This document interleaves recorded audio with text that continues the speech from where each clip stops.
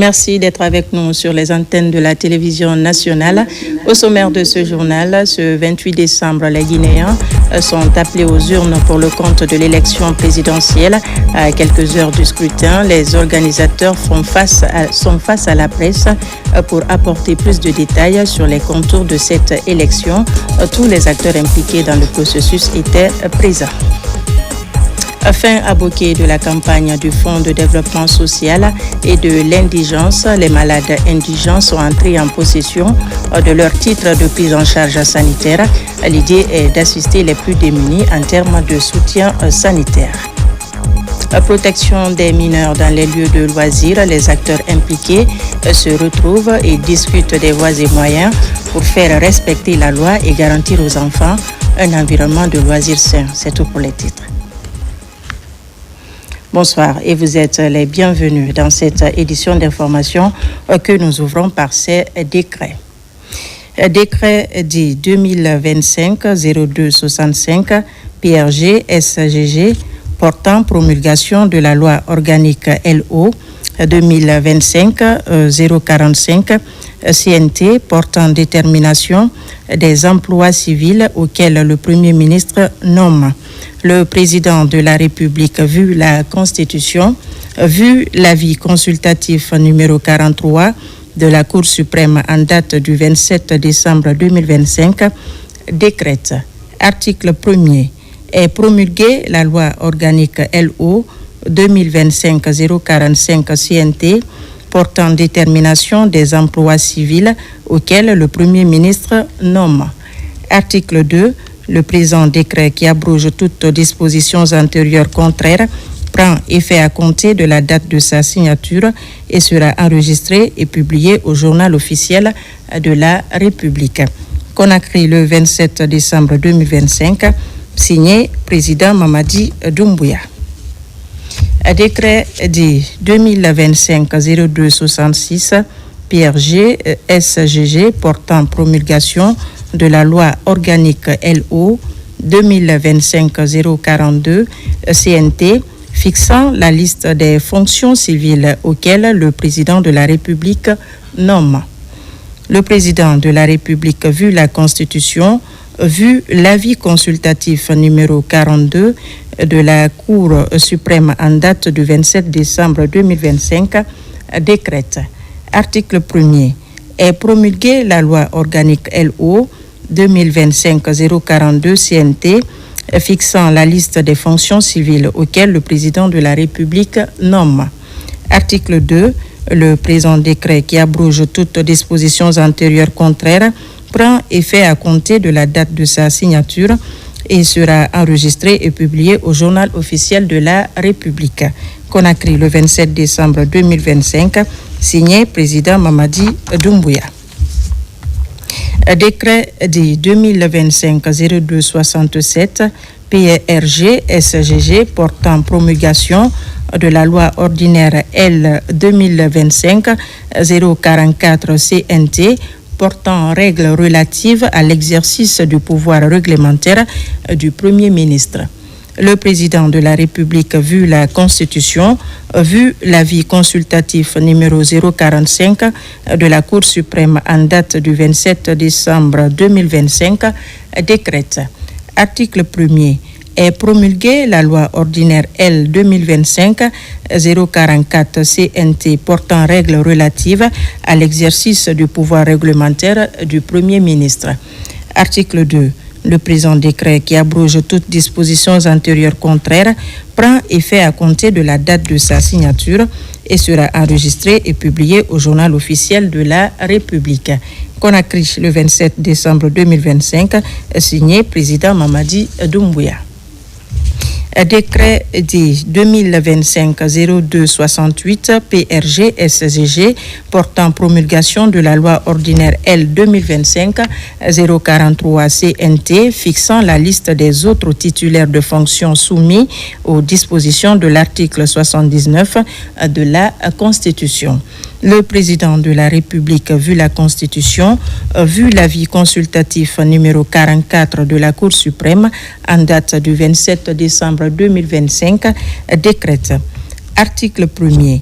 est promulguée la loi ordinaire L 2025-043 CNT fixant la liste des autres titulaires de fonctions soumis aux dispositions de l'article 79 de la Constitution. Article 2. Le présent décret, qui abroge toutes dispositions antérieures contraires, prend effet à compter de la date de sa signature et sera enregistré et publié au Journal officiel de la République. Conakry le 27 décembre 2025, signé président Mamadi Doumbouya. À la une de l'actualité ce soir, il arrive un moment où une nation cesse de subir sa politique pour commencer à la maîtriser. La Guinée vit aujourd'hui ce moment. Depuis le 5 septembre 2021, le pays s'est engagé dans une refondation sociale, économique et politique portée par une ambition claire, réconcilier l'État avec le peuple et installer durablement la paix démocratique. Voici cet éditorial réalisé par la DCI. Il est signé Fatmata Kourouma.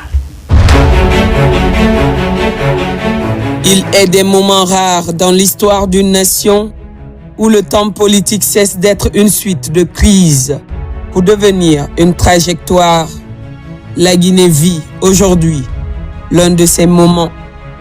Depuis le 5 septembre 2021, sous la conduite du président Mamadi Doumbouya, le pays s'est engagé dans un vaste chantier de refondation structuré autour de 3 axes prioritaires: le social, l'économique et le politique. 3 piliers, une seule ambition: réconcilier l'État avec le peuple et le pouvoir avec le sens. La refondation sociale a d'abord consisté à remettre l'humain au centre de l'action publique. Dans un pays longtemps éprouvé par les fractures, il fallait réparer les injustices, apaiser les mémoires et restaurer la dignité. Dialogue social, reconnaissance des victimes, attention portée aux couches vulnérables, réhabilitation du mérite et de la compétence, l'État a progressivement retrouvé son rôle de protecteur et d'arbitre. Ce socle social était indispensable. Sans lui, aucune réforme durable ne pouvait tenir. Sur le plan économique, la refondation a signifié une rupture claire avec les logiques de prédation et d'improvisation. Assainissement des finances publiques, gouvernance plus rigoureuse des ressources, volonté affirmée de transformer localement les richesses nationales. La Guinée a commencé à parler le langage de la souveraineté économique et de la responsabilité. L'économie n'est plus une promesse abstraite. Elle devient un levier de projection, un outil de justice intergénérationnelle. Mais c'est sur le terrain politique que la refondation prend toute sa dimension historique. Car il ne s'agissait pas seulement d'organiser des élections. Il fallait d'abord refonder les règles du jeu, restaurer la confiance, désacraliser la violence politique et réapprendre à faire de la divergence une richesse plutôt qu'une menace. Les réformes engagées ont conduit, étape après étape, à l'organisation d'un référendum constitutionnel, puis à une campagne présidentielle d'un genre nouveau. Une campagne sans heurts, sans mort, sans chaos sur l'ensemble du territoire national.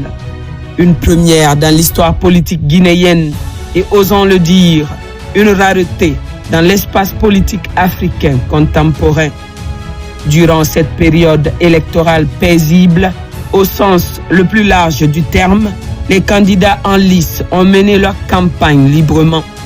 Ils se sont parfois croisés, parfois opposés, mais sans que la confrontation ne dégénère.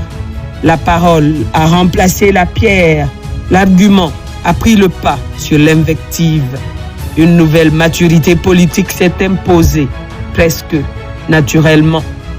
Ce climat n'est pas un hasard, il est le fruit d'une volonté politique claire, celle de garantir un espace de gouvernance participative équitable et apaisé. Nous sommes désormais à quelques heures de l'exécution de la dernière étape du chronogramme pour le retour à l'ordre constitutionnel. Un moment solennel, un moment de responsabilité collective. Le vote n'est pas qu'un droit, c'est un acte de confiance envers la nation elle-même. Citoyennes, citoyens, allez voter pour le candidat de votre choix en toute tranquillité, en toute liberté et en toute transparence. Votez sans peur, votez sans pression, votez avec la conscience tranquille de participer à une page qui comptera. Car une élection ne se mesure pas seulement aux urnes, mais à la paix dans laquelle le peuple choisit son destin. Et aujourd'hui, la Guinée choisit dans le calme pour l'élection présidentielle du 28 décembre 2025. C'est déjà une victoire.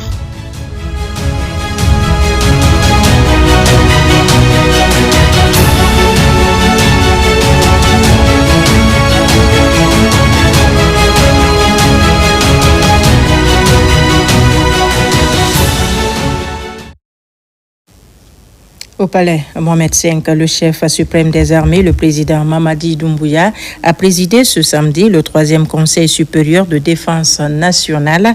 Lors de cette rencontre, le chef de l'État a donné des instructions fermes aux forces de défense et de sécurité afin de se mobiliser pour faire barrage aux esprits réfractaires qui manifesteraient des velléités de sabotage lors du processus en cours. Oumar Bari. À quelques heures du scrutin présidentiel du dimanche 28 décembre 2025, le chef suprême des armées, le président Mamadi Doumbouya, a présidé ce samedi au palais Mohamed V la 3e session du Conseil supérieur de défense nationale, CSDN. La rencontre était strictement axée sur la continuité de l'État afin de féliciter et encourager l'ensemble des acteurs pour le travail réalisé durant cette campagne qui s'est bien déroulé et de leur demander de redoubler d'efforts dans l'intérêt exclusif du peuple souverain de Guinée. L'objectif était de rassurer sur l'ensemble du dispositif sécuritaire et de défense mis en place pour la tenue régulière de l'élection présidentielle.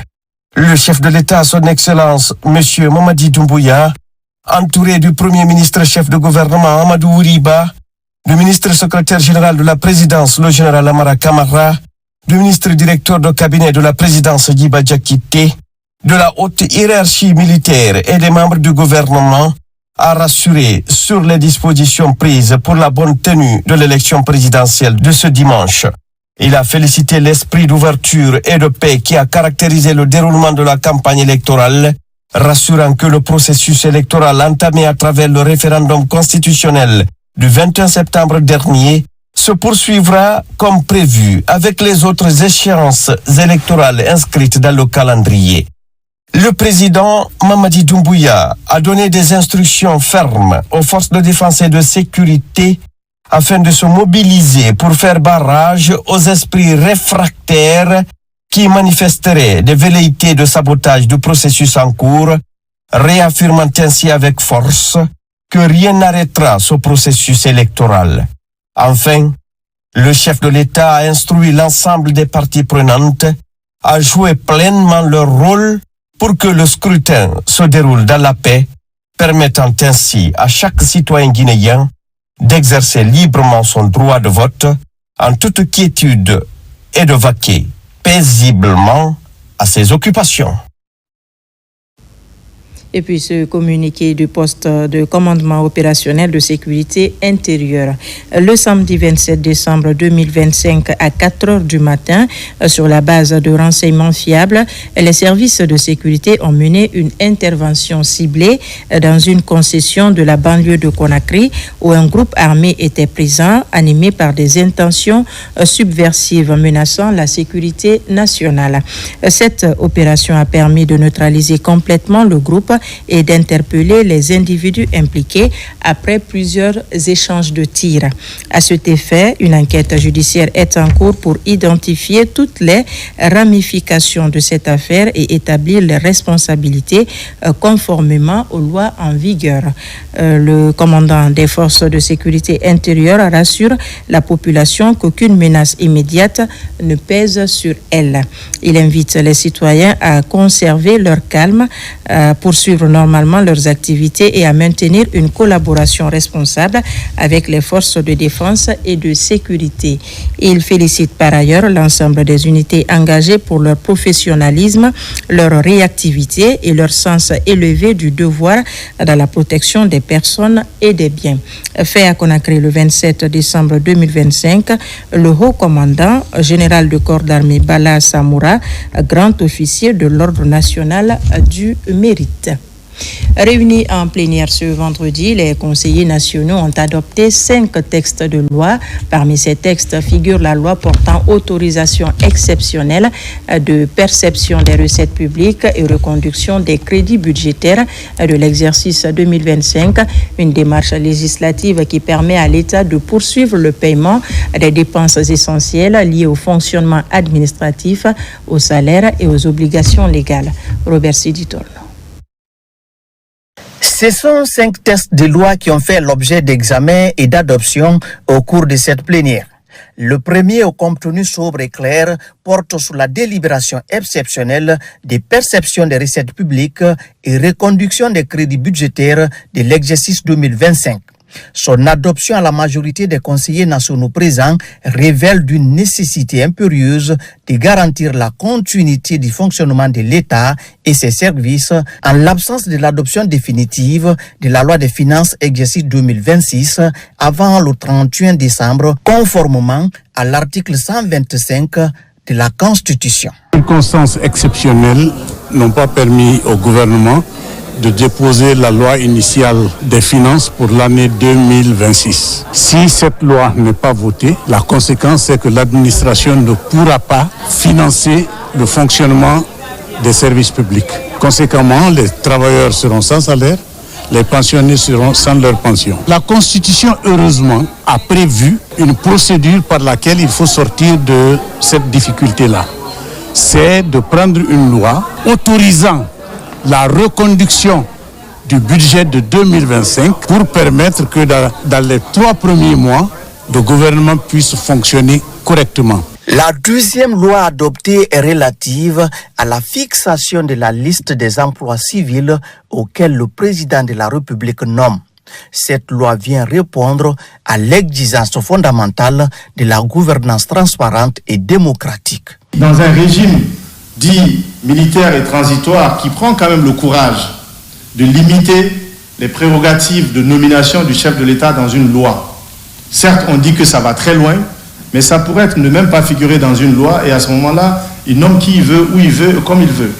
Mais c'est une loi de courage qui dit que le chef de l'État assume pleinement, en tout cas dans cette phase d'élaboration des normes qui vont conduire notre pays vers une démocratie ouverte et vers un développement durable, que nous acceptons, avec votre concours bien entendu, d'élaborer une loi qui encadre le pouvoir réglementaire du chef de l'État. Quel que soit le niveau où cette proposition de loi, où ces nominations vont, c'est quand même restrictif. Autre loi adoptée, celle relative à l'exercice du pouvoir réglementaire du Premier ministre, découlant directement de l'article 83 de la Constitution. Structuré en 7 chapitres, vise à renforcer la clarté juridique, la cohérence de l'action gouvernementale et la transparence administrative. Il précise d'abord le principe général de compétence du Premier ministre, chef constitutionnel de l'administration, qui exerce également le pouvoir réglementaire pour 1. Assurer l'exécution des lois et décisions de justice, 2. Diriger et coordonner l'action publique, 3. Harmoniser l'action du gouvernement. La plénière a aussi permis d'adopter la proposition de loi organique fixant la liste des fonctions civiles auxquelles le Premier ministre nomme, ainsi que la proposition de loi ordinaire fixant les autres titulaires de fonctions soumises aux dispositions de l'article 79 de la Constitution. Le Premier ministre a visité 2 unités industrielles de fabrication de médicaments à Manéa et Moribaya, à des investissements salués par le chef du gouvernement et qui traduisent la volonté des autorités de renforcer la production locale et de réduire la dépendance aux importations. Compte rendu, Hadi Kamara du bureau de presse de la primature. Très tôt ce matin, le Premier ministre chef du gouvernement s'est rendu à Manéa Bentouraya. Ici, l'air est filtré, les gestes sont précis. Dans cette unité industrielle, on ne fabriquera pas de simples produits, mais des biens de première nécessité, des sérums, du paracétamol, des solutions comme l'Uracell pour lutter contre la déshydratation infantile. Amadou Ouriba observe, puis il questionne. Et l'ingénieur donne des explications. Nous allons produire des sérums, donc sérum salé, sérum glucosé, ringer lactate. Nous allons produire aussi d'autres formes de perfusables, comme par exemple le ciprofloxacine, métronidazole, paracétamol, qui sont tous des perfusables. Cap sur la sous-préfecture de Mouribaya, située dans la préfecture de Forêt-Caria. Le paysage industriel change, mais l'objectif reste le même. C'est une unité qui va produire une large gamme de comprimés génériques, des médicaments essentiels qui doivent devenir accessibles à tous. Pendant un an, a fait 120 produits lorsqu'on commence la production. Pendant un an, 120 produits, ça va couvrir la consommation de la Guinée de ces produits-là. Après une année, la Guinée va arrêter à importer 120 produits-là que nous avons produits dans notre usine. Adossé à une politique de développement industriel, le Premier ministre chef du gouvernement rappelle que le privé apporte l'innovation et l'efficacité pour faire de la Guinée un hub de la production pharmaceutique. Les unités industrielles pourront nous permettre d'exporter des produits made in Guinée dans les pays environnants et peut-être pas demain ou après-demain pour aller plus loin. Donc c'est un processus extrêmement important qui cadre parfaitement avec la vision stratégique du président de la République qui s'inscrit dans le cadre du programme Simandou 2040, à savoir avoir une économie diversifiée qui permet de créer des nouvelles chaînes de valeur, d'encourager l'employabilité des jeunes. Et je pense que c'est un cercle vertueux qui est en train d'émerger, d'où la nécessité pour les pouvoirs publics, à tous les niveaux, de changer et d'aller dans un autre mindset pour encourager l'investissement à l'intérieur du pays. Et je pense que ces exemples montrent qu'il y a des personnes de nationalité guinéenne ou étrangère qui se donnent la peine d'investir en Guinée. Cette vision rejoint celle d'autres grands projets structurants pour le pays où la coopération entre l'État et les investisseurs est cruciale pour le développement tout en créant des emplois. De son côté, la ministre de l'Industrie et des PME a récemment procédé au lancement officiel des activités de l'usine de fruits de Kankan. Dr Diaka Sidibé a exprimé l'engagement du gouvernement à réaliser des unités industrielles à travers tout le pays. Pour plus d'informations, suivez cet élément de reportage de Ali Badara Kondé. C'est une nouvelle ère qui s'ouvre pour l'agro-industrie en Haute-Guinée. À Kankan, précisément dans le quartier Kankankoura, l'usine Guinea Fruits Corporation démarre officiellement ses activités sur l'impulsion des autorités du pays. La ministre de l'Industrie et des PME, Dr Diaka Sidibé, est revenue sur l'engagement du gouvernement. La relance des unités industrielles en République de Guinée est d'abord une initiative présidentielle sous le leadership du président Mamadi Doumbouya qui, depuis les premières heures, a compris que l'industrialisation est un levier stratégique de développement pour notre nation. Nous avons procédé à la mise en marche des machines de l'unité afin de procéder à ce premier prélancement test pour nous. Notre département travaille depuis plusieurs mois maintenant afin que la relance des unités industrielles soit une réalité. L'objectif primordial de lancer ces unités industrielles à travers le pays est d'encourager la transformation locale des fruits et renforcer la chaîne de valeur agricole. Cette unité, comme vous le savez, qui aide beaucoup les planteurs, qui a une importance capitale pour les planteurs. Et sur le marché aussi de consommation, vous savez bien que les jus qui se trouvent sur le marché, généralement, ce sont les mélanges chimiques. Et le jus produit à Kankan est naturel. Cette unité industrielle va non seulement soutenir des agriculteurs locaux, mais aussi contribuer au développement économique de la Haute-Guinée. J-1 de l'élection présidentielle en Guinée, le ministre des Affaires étrangères a rencontré les observateurs électoraux accrédités en Guinée, un groupe de délégués dont la Mano River Union, la CEDEAO, l'Union africaine et l'Organisation internationale pour la francophonie. Le point avec Makeme Donzo et Sekou Sissoko. Une visite de courtoisie pleine de sens, de responsabilité et de respect, le tout dans une ambiance totalement détendue.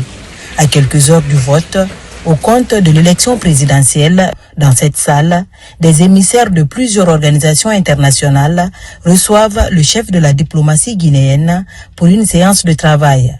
Dr Kouyaté les invite à remplir leur mission en toute transparence et à dénoncer toute immixtion dans leur travail. Vous avez un groupe ici qui est déterminé de vous accompagner sur les offres que vous avez faites. Parce qu'on est arrivé jusqu'ici par la volonté du gouvernement. Ça, c'est sûr. Ça ne veut pas dire qu'on est là pour appuyer le gouvernement, mais certainement, on était arrivé ici, on était bien accueillis, on se sent guinéen. Hein? Donc, pour nous, nous souhaitons qu'on va terminer ce processus bientôt et on aura des résultats acceptés par tout le monde. Sanda Kouyaté, c'est une personnalité qui a mené la politique étrangère de ce pays jusqu'à ce point très très très décisif de la fin des transitions, et je crois que soyez les bienvenus chez nous. Merci. Ouais, nous sommes là en train de voir comment on peut mieux vous accompagner pendant ce processus électoral demain et après. En rappelant le rôle crucial joué par chaque institution, le chef de la diplomatie guinéenne a salué la franchise de la collaboration et le respect du choix de chaque parti. Je suis venu pour dire une seule chose. Le chef de l'État, le gouvernement et le peuple de Guinée vous remercient pour votre accompagnement. Depuis le 5 septembre 2021, la Guinée a dialogué avec vous tous. Avec certains beaucoup plus, avec d'autres beaucoup moins. Mais qu'à cela ne tienne, l'essentiel est que vous soyez là aujourd'hui pour nous aider à parachever cette transition. Je voudrais vous rassurer que vous êtes libre et surtout vous êtes dans votre pays. N'hésitez pas. S'il y a quoi que ce soit qui ne marche pas bien, n'hésitez pas à le signaler. C'est une expérience que nous sommes en train de mener et encore une fois, bienvenue à la maison, bienvenue chez vous. Et je suis sûr et certain que le lundi, nous serons tous soulagés. Et je le souhaite et je prie Dieu que cela se passe comme ça. Des institutions dont la République de Guinée est pour la plupart membre fondateur. Un rappel nécessaire à un moment où Conakry s'apprête à refermer la parenthèse de la transition. Je vous l'annonçais dans les titres, les acteurs en charge de l'organisation de la présidentielle face à la presse, devant les médias, les responsables des différentes institutions ont abordé chacun à ce qui le concerne toutes les questions sur l'organisation du scrutin de ce 28 décembre. Par ailleurs, les journalistes ont été appelés à faire leur travail de façon professionnelle pour le bon déroulement de la journée électorale. Amadou Touré, Abdul Razak Souma.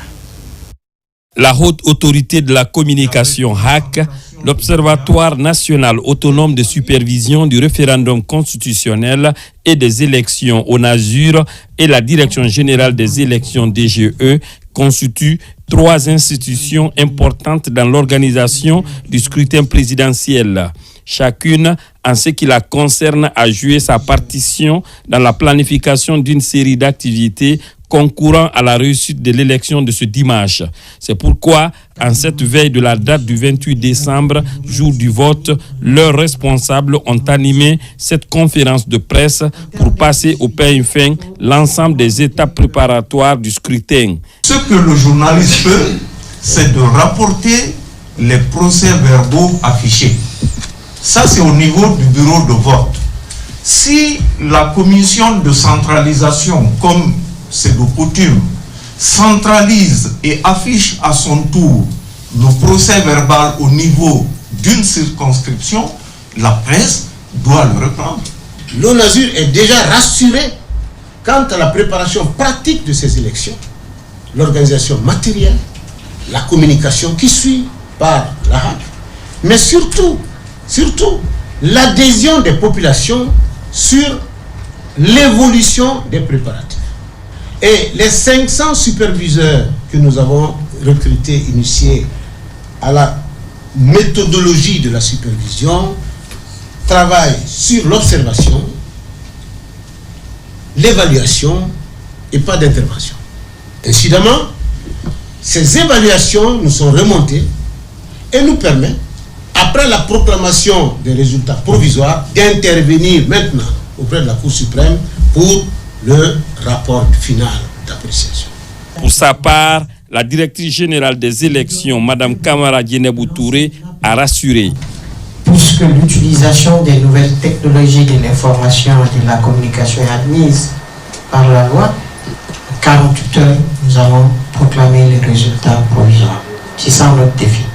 Et j'ai expliqué derrière tout le travail qui a été fait pour relier les 33 préfectures à Conakry en termes de connexion sur fibre optique. Et je suis dans cette salle, on m'envoie des messages. Il faut que vos directeurs mettent le carburant dans les groupes pour les antennes, pour relier l'information. Donc nous allons relever le défi. Cette rencontre avec la presse nationale et internationale vise à faire toute la lumière et marquer la transparence démocratique autour du processus électoral à quelques heures du scrutin. Et puis cet arrêté à 2025-1397 MATD CAB SGG portant fermeture temporaire des frontières et restriction de la circulation des engins le jour de l'élection présidentielle le 28 décembre 2025. Le ministre, vu la Constitution, arrête. Article 1er. Pour des raisons de sécurité publique et afin d'assurer le bon déroulement de l'élection présidentielle, les frontières terrestres, aériennes et maritimes sont fermées le dimanche 28 décembre 2025 de 5h00 à 19h00. Article 2. La circulation de tout véhicule automobile, moto et tricycle est interdite sur l'ensemble du territoire national le dimanche 28 décembre 2025 de 6h00 à 18h00. Article 3. Sont exclus de cette interdiction les véhicules des forces de défense et de sécurité planifiés dans le dispositif, les véhicules de la Direction générale des élections et de l'ONASUR, les ambulances, les véhicules de secours. Article 4. À titre exceptionnel, un laissez-passer codifié est délivré à certains usagers par le poste de commandement opérationnel de sécurité intérieure et la Direction générale des élections en cas de nécessité dûment justifiée. Article 5. Tout contrevenant aux dispositions du présent arrêté s'expose aux sanctions prévues par les lois et règlements en vigueur. Article 6.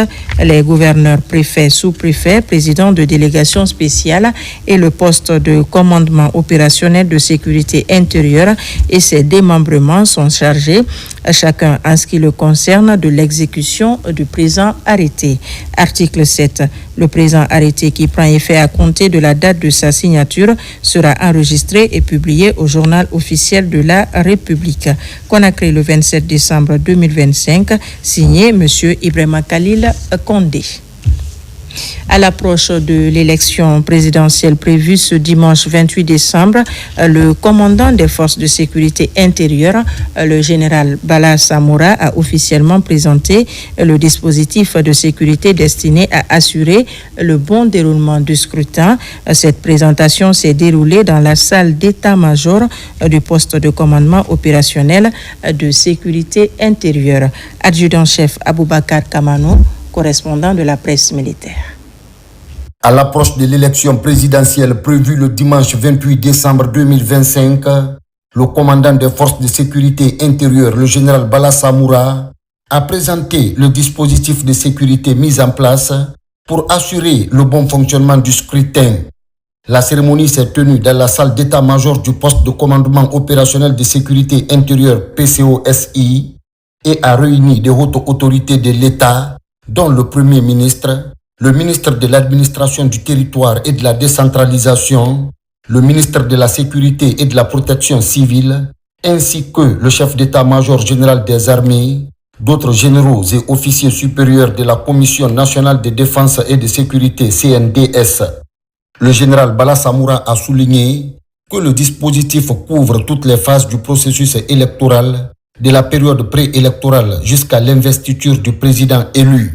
Il intègre les recommandations tirées du retour d'expérience du référendum précédent, tout en prenant en compte le contexte sécuritaire national et régional. Cette approche vise à améliorer la coordination entre les forces engagées et les acteurs impliqués dans la conduite de l'élection, garantissant ainsi un commandement unifié à tous les niveaux opérationnels.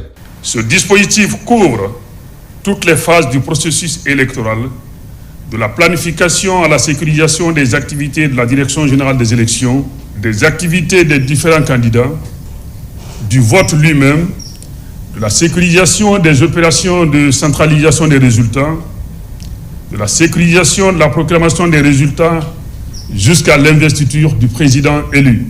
Je tiens à vous rassurer que chaque citoyen pourra voter librement dans son bureau de vote, que les bureaux de vote et le matériel électoral seront sécurisés, que les forces de défense et de sécurité agiront dans le respect des lois et des droits humains. La sécurité de ce scrutin dépend non seulement de nos forces de défense et de sécurité, mais également de vos attitudes, de celles des acteurs politiques, ainsi que du respect mutuel entre tous les Guinéens. Je vous demande de continuer à faire preuve de civisme et de responsabilité durant cette période cruciale, en respectant scrupuleusement les consignes de sécurité générale jusque-là observées au cours de cette campagne électorale, laquelle s'est déroulée sans incident, sans blessés et sans dégâts matériels. S'agissant des forces de défense et de sécurité, je leur adresse mes vives félicitations pour leur professionnalisme et les exhorte à maintenir la même rigueur et le même sens de devoir dans l'exercice de l'ensemble de leur mission. Toutefois, je rappelle fermement que toute tentative de troubler l'ordre public ou la cohésion nationale pouvant compromettre le bon déroulement de l'élection présidentielle sera traitée avec rigueur et conformément à la loi. Nos forces de défense et de sécurité sont prêtes et déterminées à accomplir leur mission. Votre mission, assurer l'intégrité territoriale de la République de Guinée, assurer également, disons, la stabilité des institutions. Nous engageons un processus nouveau dont le résultat pour l'essentiel sera mis au compte, disons, de l'attitude des forces de défense et de sécurité de la République de Guinée, d'avoir su gérer une transition politique, d'avoir su éviter des écueils, des pièges qui auraient amené le pays à se retrouver encore avec ses démons du passé. Pour garantir l'efficacité de cette mission sécuritaire majeure, plusieurs actions préparatoires ont été entreprises. Cela inclut le renforcement du maillage territorial par la création de nouvelles unités, des exercices de simulation pour gérer d'éventuels incidents, ainsi que des séances d'entraînement spécifiques pour chaque composante des forces de sécurité, y compris le GIGN, unité d'élite de la gendarmerie spécialisée dans les interventions en situation de crise grave et la lutte contre le terrorisme, ainsi que les unités de maintien de l'ordre. Le dispositif a également été renforcé par une amélioration des capacités des services de renseignement, une augmentation des moyens logistiques, notamment au niveau du parc automobile de la gendarmerie nationale, de la police nationale et de la protection civile, ainsi qu'une meilleure communication sur l'ensemble du territoire. Vous avez pris en compte tous les aspects qui concourent à une planification réussie pour aboutir sur un plan opérationnel que je pourrais appeler ici, pour le commun des mortels, la feuille de route que vous allez mettre en œuvre à compter d'aujourd'hui, d'ailleurs bien avant, jusqu'à la fin de l'élection présidentielle et au-delà. Et vous avez pris en compte également le contexte régional. Et vous avez engagé l'ensemble des forces de notre pays, qu'il s'agisse de l'armée, de la gendarmerie, de la police, de la douane, des conservateurs de la nature. Vous avez unifié tous ces gens-là pour sécuriser ces élections. Ça, c'est un aspect qui est fondamental. Et on est tous assurés que on peut aller voter tranquillement le 28 décembre 2025. Suite au décret de convocation du corps électoral, la présidentielle du 28 décembre 2025, en qualité du ministre de l'administration du territoire et de la décentralisation, c'est avec un grand plaisir et une satisfaction entière d'écouter le déroulement de ce plan opérationnel qui me donne une satisfaction. Je parle sur la langue des observateurs nationaux et internationaux lors du scrutin référendaire, qui a donné une satisfaction entière à tout le peuple de Guinée, à tous les observateurs, suite à votre professionnalisme dans l'exécution de cette noble mission comme ça confiée. Je vous demande alors, de la manière dont vous avez exécuté la mission de sécurisation du référendum, je vous exhorte aux mêmes dispositions pour la présidentielle de 2025, le 28 décembre. À travers cette organisation, les forces de défense et de sécurité visent à créer un environnement sûr qui favorise l'expression démocratique des citoyens tout en réaffirmant leur engagement à accompagner le processus électoral dans un esprit de paix, de neutralité et de professionnalisme. Pour donc marquer cet événement, la Guinée s'ouvre à l'observation électorale internationale accréditée par la Direction générale des élections. L'organisation Nouvelle Perspective Suisse annonce le lancement officiel de sa mission en République de Guinée. Reportage de Fatmata Batouli Diallo. Ce dimanche 28 décembre 2025, les Guinéens se rendent aux urnes pour choisir leur prochain président. Pour accompagner ce rendez-vous électoral majeur, la Guinée accueille la mission d'observation internationale Nouvelle Perspective Suisse, mobilisée pour contribuer au bon déroulement d'un scrutin libre, transparent et apaisé. La mission félicite la Direction générale des élections pour la qualité de l'accueil, de la disponibilité du dispositif logistique et professionnalisme. La mission note avec satisfaction l'attitude responsable de la population guinéenne et le climat globalement calme, apaisé, ayant marqué la campagne électorale sur l'ensemble du territoire national.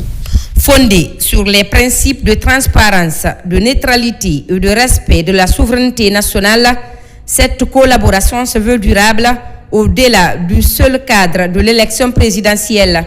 L'observateur, il vient tout juste pour observer.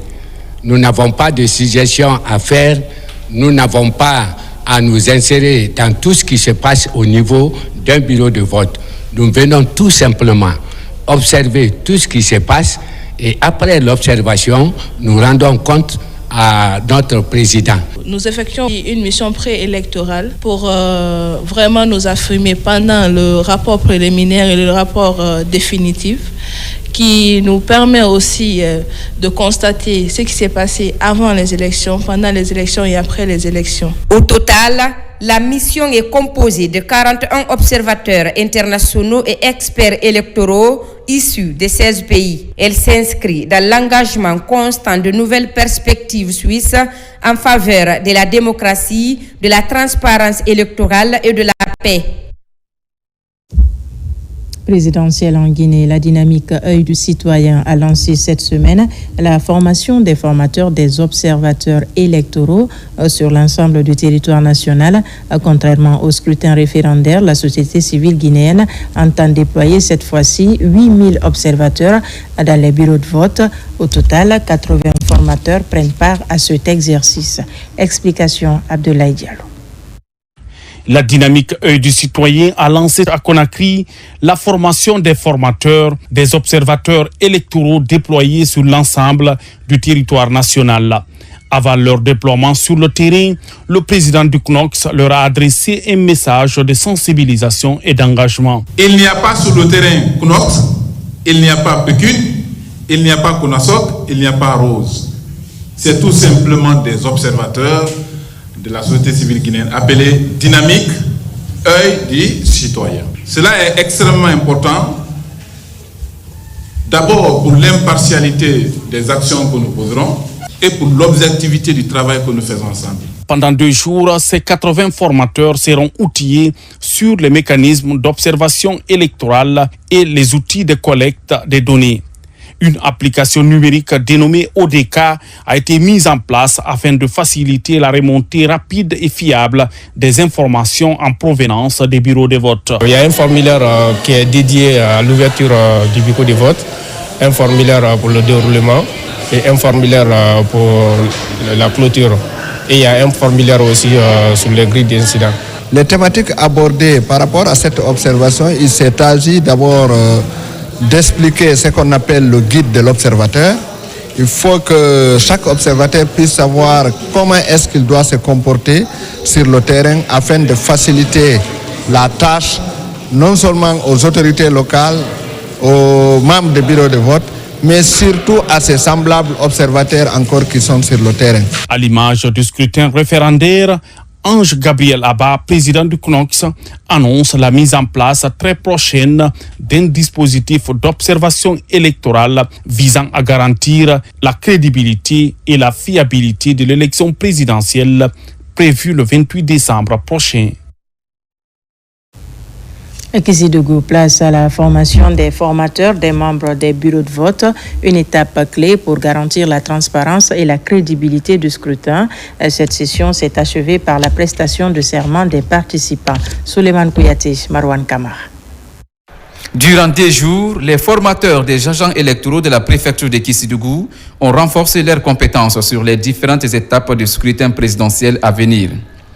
Un programme de la Direction générale des élections pour rappeler le rôle et les responsabilités de chacun, mais aussi assurer une gestion transparente et crédible. Cette élection présidentielle revêt une importance toute particulière. C'est pourquoi aucun détail ne doit être négligé. Aucune approximation ne saurait être tolérée dans l'organisation de ce scrutin. Au nom de la commune, comptez sur vous, partagez ces espérances ici acquises aux membres des bureaux de vote pour qu'il y ait des élections transparentes, libres et apaisées. Au terme de ces 10 jours, les formateurs sont mieux outillés pour transmettre ces connaissances aux membres des bureaux de vote des différentes localités de la préfecture de Kézidougou avant le jour du vote.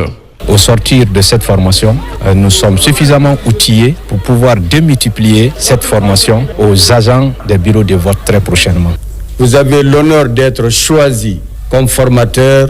J'estime que vous avez mesuré à sa juste valeur la portée de la mission et vous pourrez supporter lourdement sur vos épaules les charges qui s'y attachent. Moment solennel de la journée, la prestation des serments. Debout, la main levée, les participants s'engagent à accomplir leur mission avec honnêteté, rigueur et respect des lois de la République. La prestation de serment est une promesse solennelle sur l'honneur, la dignité, l'honnêteté, l'indépendance et la sincérité. À travers cette initiative, la Direction générale des élections compte réduire les erreurs techniques et renforcer la transparence du processus électoral dans les préfectures du pays.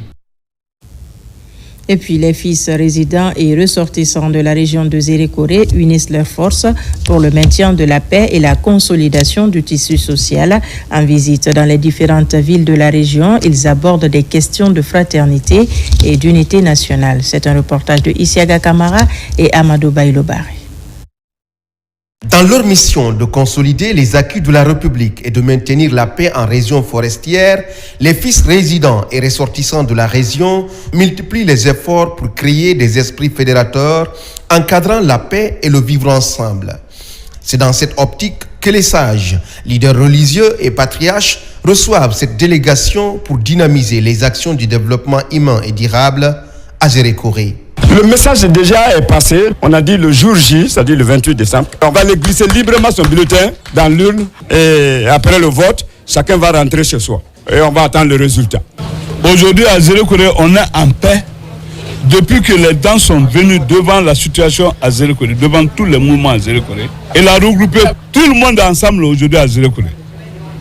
La Zérékoré est devenue une ville de paix. À la sortie de cette rencontre, Dan Lama et sa suite se disent satisfaits de l'accueil qui leur a été réservé et de cette convergence d'état d'esprit sur la sauvegarde de la paix pour favoriser l'émergence socio-économique de la région.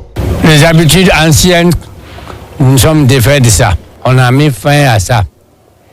Et c'est ce qui va prévaloir. Et toujours.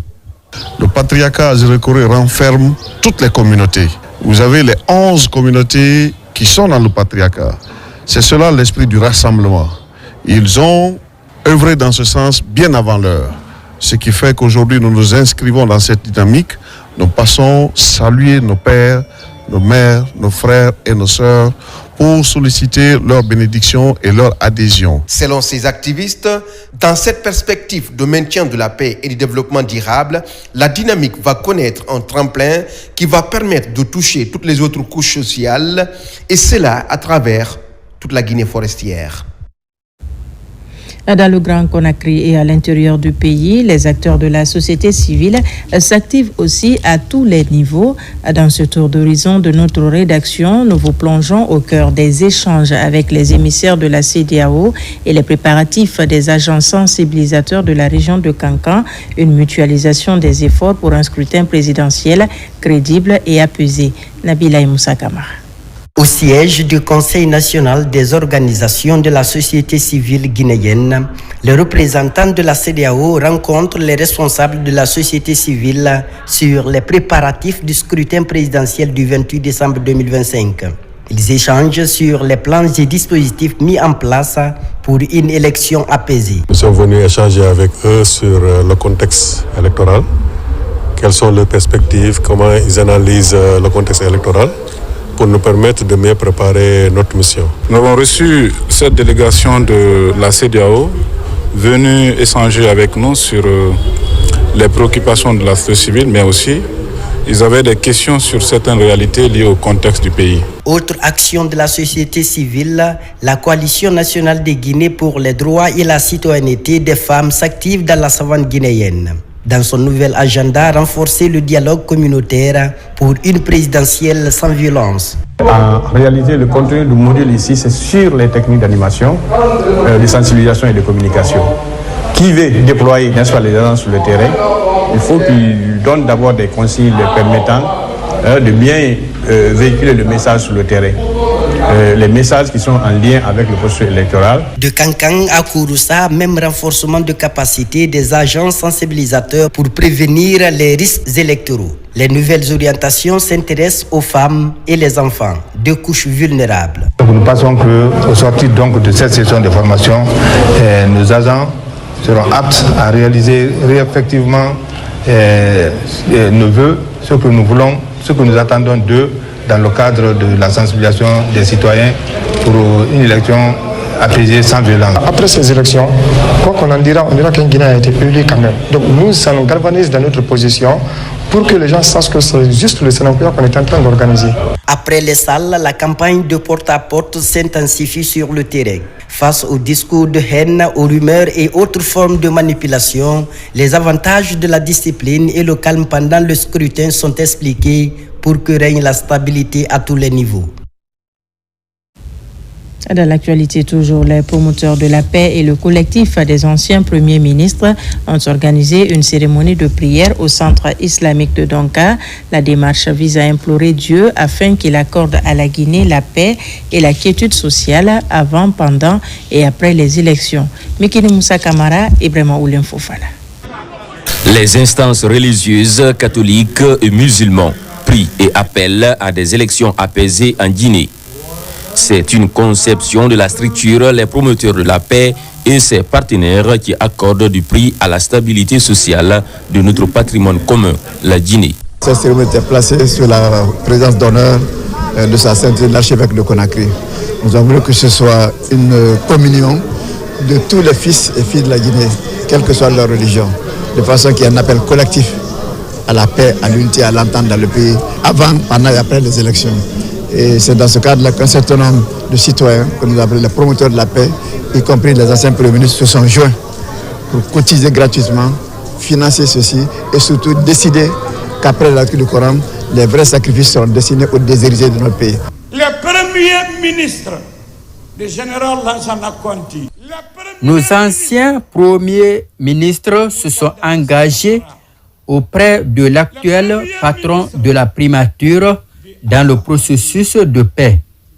Nous sommes persuadés que la paix est garantie en Guinée pour toujours. La prière et les appels à la paix sont une réponse forte de la société civile et religieuse guinéenne à l'enjeu de la stabilité du pays lors des périodes électorales. Cet événement inédit est l'œuvre des citoyens qui ont estimé que la situation actuelle de notre pays mérite les prières ferventes de toute congrégation religieuse afin que le Tout-Puissant préserve notre pays de tout écueil avant, pendant et après les élections présidentielles.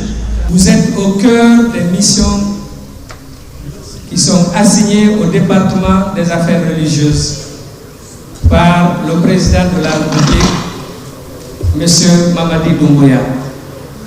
Donc, en organisant cette grande rencontre, appuyée par les prières, la lecture du Saint-Coran, vous avez confié la Guinée à son Créateur.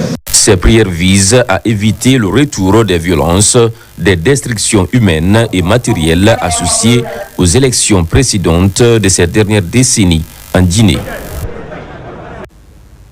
À la veille du scrutin présidentiel en Guinée, une conférence islamique s'est tenue à Conakry. Elle a réuni des érudits venus de l'Afrique de l'Ouest et des États-Unis d'Amérique.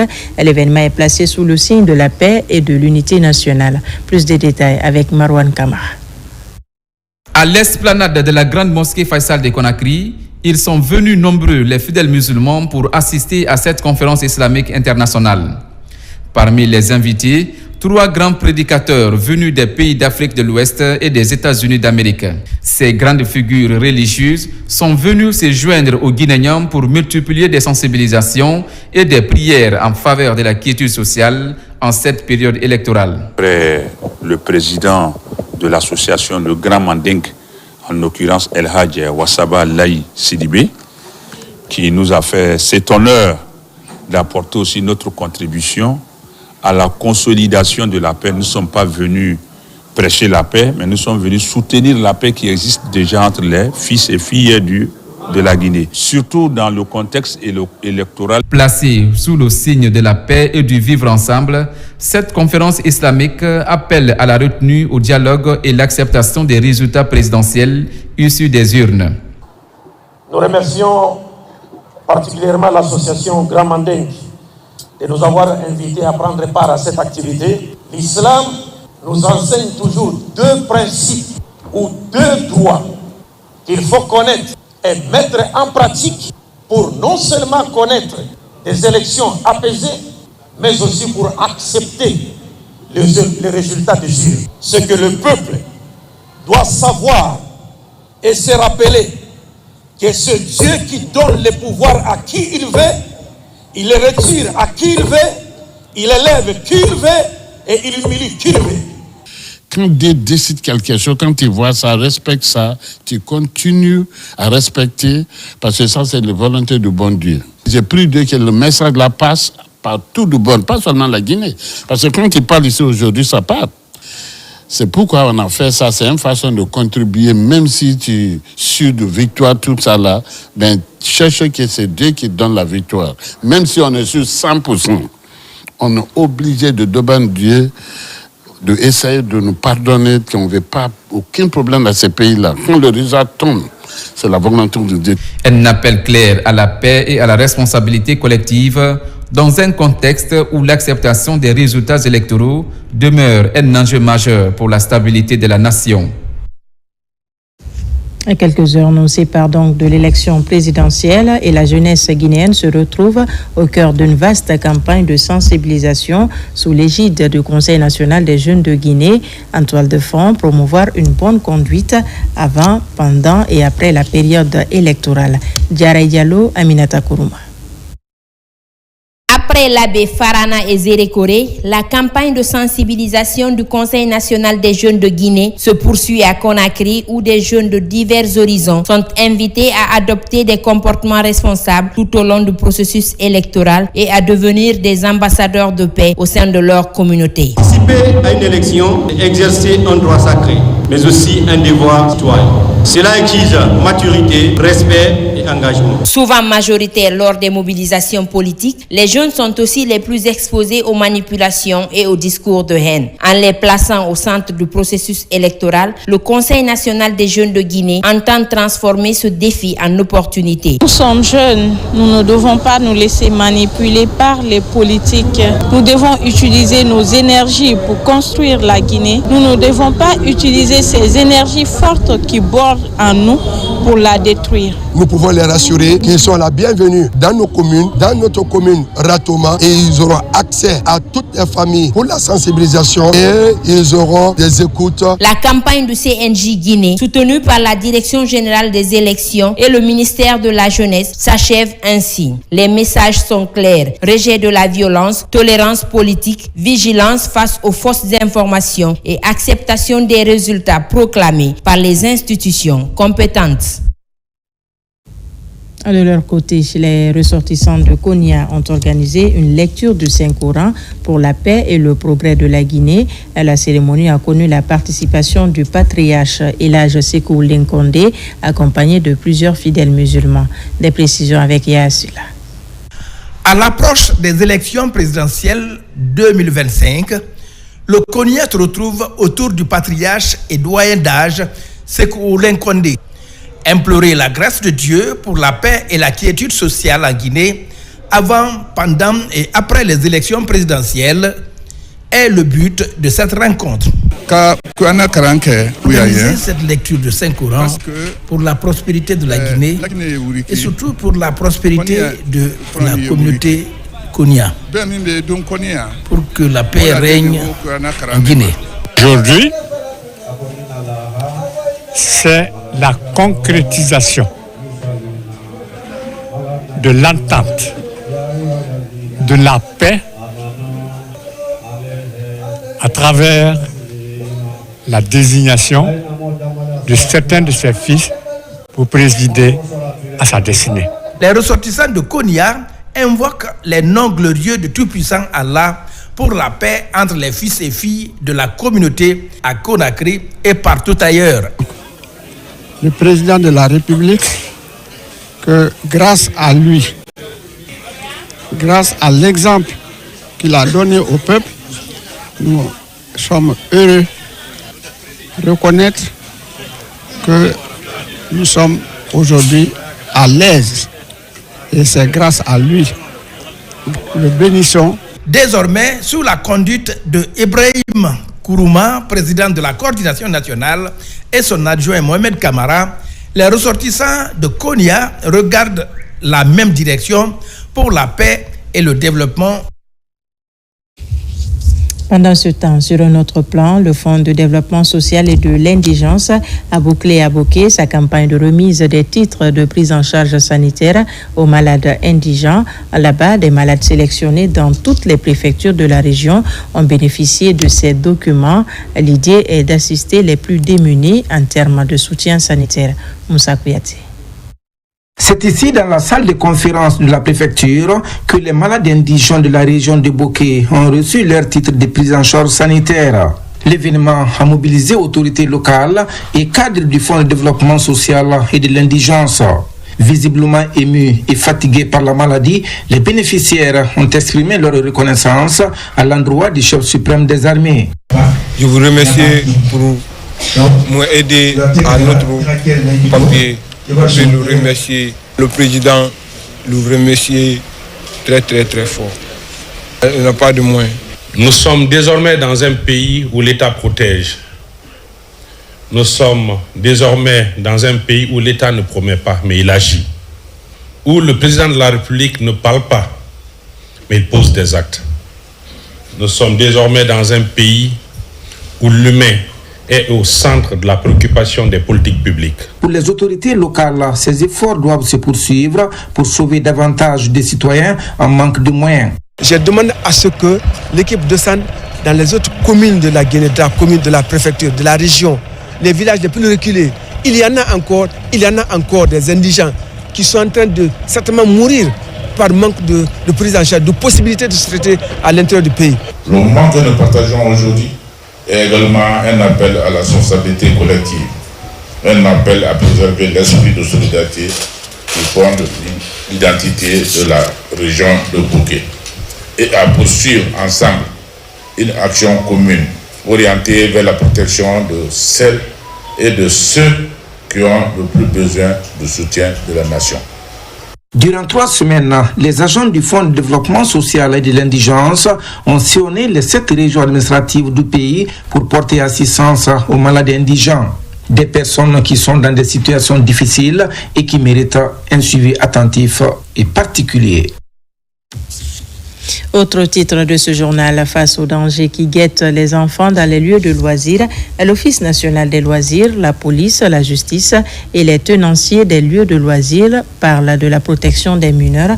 Objectif, faire respecter la loi et garantir aux enfants un environnement de loisirs sain et protecteur. Des précisions avec Marie-Angélique Bangoua. Quelques semaines plus tôt, le tribunal pour enfants de Conakry publiait un communiqué strict interdisant les sorties nocturnes des mineurs à des heures tardives. Une décision motivée par la montée des risques auxquels sont exposés les enfants.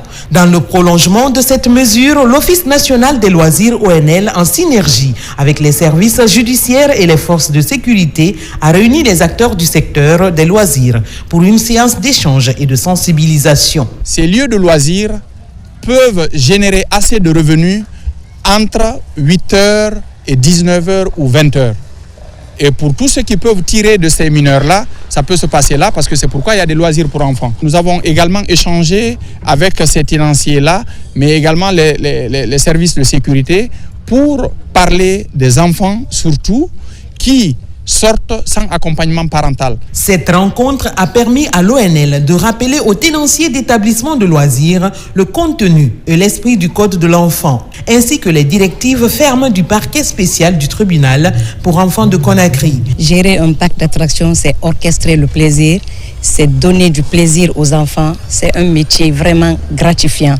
Aujourd'hui, je suis édifiée parce que je sais à présent que je ne dois plus recevoir des enfants non accompagnés dans mon parc d'attractions. Il revient à chaque parent de prendre sa responsabilité, de contrôler les actions, les mouvements de ses enfants. Alors tout parent qui laisse abandonner, que ce soit les parents, que ce soit toute personne qui a une autorité légale sur les mineurs, a l'obligation d'y veiller au grain. Une ligne rouge est désormais tracée pour protéger les enfants de Guinée. Désormais, après 22 heures, aucun mineur ne doit se retrouver seul dans un lieu de loisirs. C'est une grande avancée majeure pour l'éducation nationale. La transformation numérique du système éducatif devient de plus en plus une réalité en Guinée. Dans la région de Mamou, plus de 3000 tablettes sont mises à la disposition des enseignants. Pendant 3 jours, ils apprennent comment naviguer sur la plateforme numérique contenant de nouveaux programmes. Abdelaziz Baldé. C'est une valeur ajoutée immense pour le système éducatif en Guinée. Après la révision des programmes et sa mise à disposition, maintenant place à la distribution de tablettes numériques dans les différentes écoles du pays.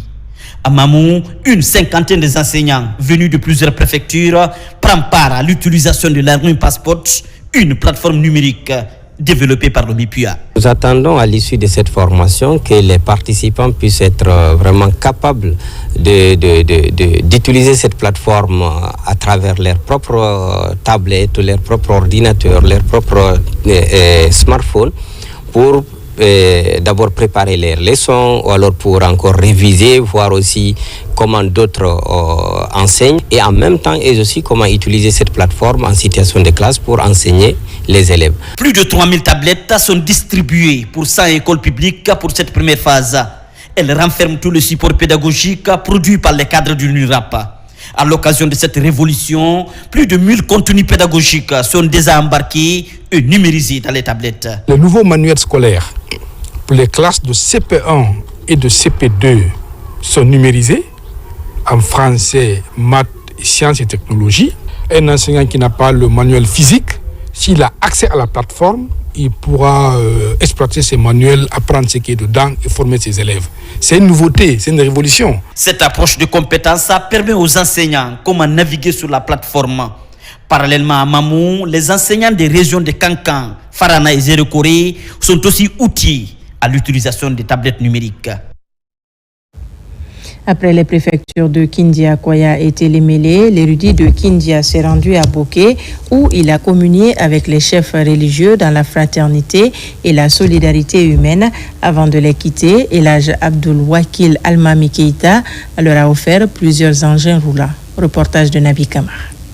2 véhicules 4x4, l'un pour le secrétaire général de la Ligue islamique préfectorale de Boké, l'autre pour l'inspecteur régional, et des motos pour leur démembrement dans les sous-préfectures. C'est ce geste que l'érudit de Kindia a fait ce 25 décembre 2025 au chef religieux de Kakandé. C'était à la clôture de la grande cérémonie de sensibilisation et de prière pour la paix en Guinée, sous l'égide du nouveau gouverneur de la région administrative de Boké. Je viens vous saluer et vous féliciter pour tout ce que vous faites pour la promotion de la paix et pour l'islam dans le Kakandé.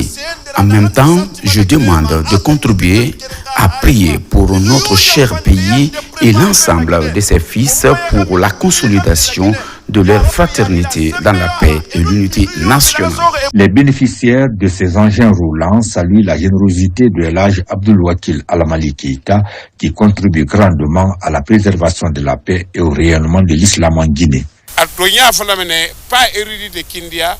Elhaj Abdul Wakil Almami Keïta est une chance pour la Guinée en général et en particulier pour la Basse-Côte. Ce qu'il est en train de faire pour les chefs religieux est une première dans cette région. Dieu soit loué. L'érudit de Kindia, Elhaj Abdul Wakil Almami Keïta, poursuit ainsi ses œuvres humanitaires et entreprises dans la région administrative de Kindia depuis plusieurs années déjà. Dans un autre registre et pour terminer, célébration de la fête de Noël au jardin du 2 octobre. C'est une initiative du gouvernorat de Conakry pour donner du sourire aux tout-petits, l'occasion d'offrir des cadeaux aux enfants pour contribuer à leur épanouissement. Reportage Moussa Bangoura, Ousmane Kamara.